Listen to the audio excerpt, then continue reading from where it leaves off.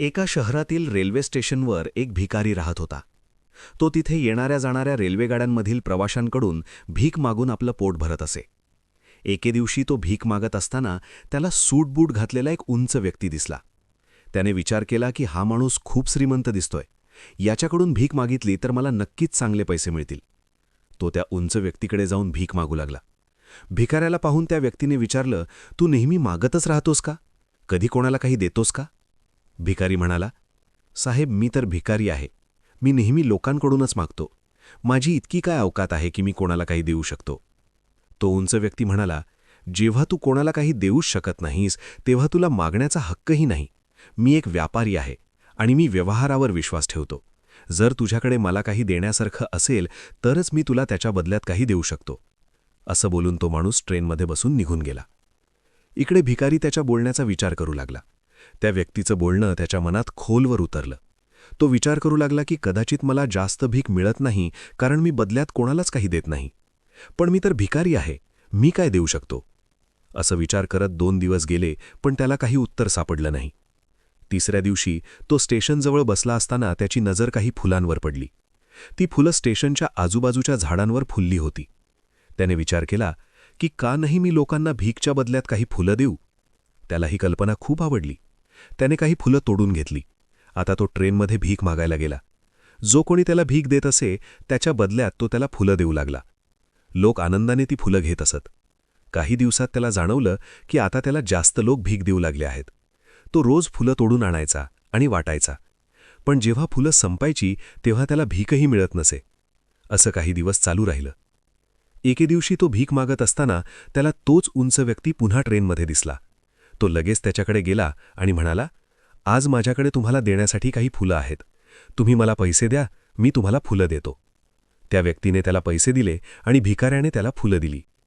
तो माणूस हसून म्हणाला, वाह, आज तू माझ्यासारखा व्यापारी झाला आहेस. असं म्हणत तो पुढच्या स्टेशनवर उतरला. पण त्याच्या या वाक्याने भिकाऱ्याच्या मनात पुन्हा एक बदल घडला. तो खूप आनंदी झाला. त्याच्या डोळ्यात चमक आली. त्याला वाटलं की आता त्याच्या हातात यशाची चावी लागली आहे. तो लगेच ट्रेनमधून उतरला आणि आकाशाकडे पाहून मोठ्या आवाजात म्हणाला, मी भिकारी नाही, मी व्यापारी आहे. मीही श्रीमंत होऊ शकतो. लोकांनी त्याला पाहिलं आणि त्यांना वाटलं की तो वेडा झाला आहे.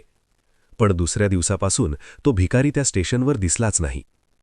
6 महिन्यांनंतर त्याच स्टेशनवर 2 व्यक्ती सूटबूटमध्ये प्रवास करत होते. त्यांनी एकमेकांकडे पाहिलं. त्यापैकी एकाने दुसऱ्याशी हस्तांदोलन केलं आणि म्हणाला, तुम्ही मला ओळखलं का? दुसरा म्हणाला, नाही, मला वाटतं आपण पहिल्यांदाच भेटतोय. पहिला हसून म्हणाला, नाही, आपण तिसऱ्यांदा भेटतोय. दुसरा आश्चर्याने म्हणाला, कधी? पहिला म्हणाला, मीच तो भिकारी आहे ज्याला तुम्ही पहिल्या भेटीत जीवनाचं तत्त्व शिकवलं आणि दुसऱ्या भेटीत मी कोण आहे ते सांगितलं. तो उंच व्यक्ती हसला आणि म्हणाला, अरे हो, तूच तो भिकारी. पण आता तू इथे सूटबूटमध्ये काय करतोयस? पहिला म्हणाला, हो, मीच तो भिकारी आहे, पण आता मी फुलांचा मोठा व्यापारी आहे आणि याच कामासाठी दुसऱ्या शहरात चाललो आहे. थोडा वेळ थांबून तो पुढे म्हणाला, तुम्ही मला देणं घेणं हाच निसर्गाचा नियम आहे हे शिकवलं आणि जेव्हा मी स्वतःला व्यापारी म्हणून पाहायला लागलो तेव्हा माझं आयुष्य बदललं.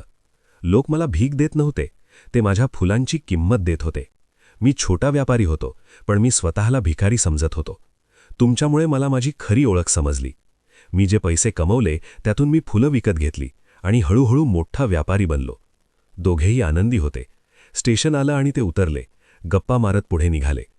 मित्रांनो, या कथेतून आपल्याला खूप मोठा धडा मिळतो. जीवनात देणं घेणं हा नियम खूप महत्त्वाचा आहे. आपण काही दिल्याशिवाय काही मिळत नाही. आपली विचारसरणी बदलली की आयुष्य बदलतं. जर आपण स्वतःला छोटं समजत राहिलो तर आपण कधीच मोठं होऊ शकत नाही. कथेचा सार, यश तुमच्या विचारांमध्ये लपलेलं असतं. स्वतःचा सन्मान करा, मोठा विचार करा आणि बघा, यश तुमच्या पायाशी असेल.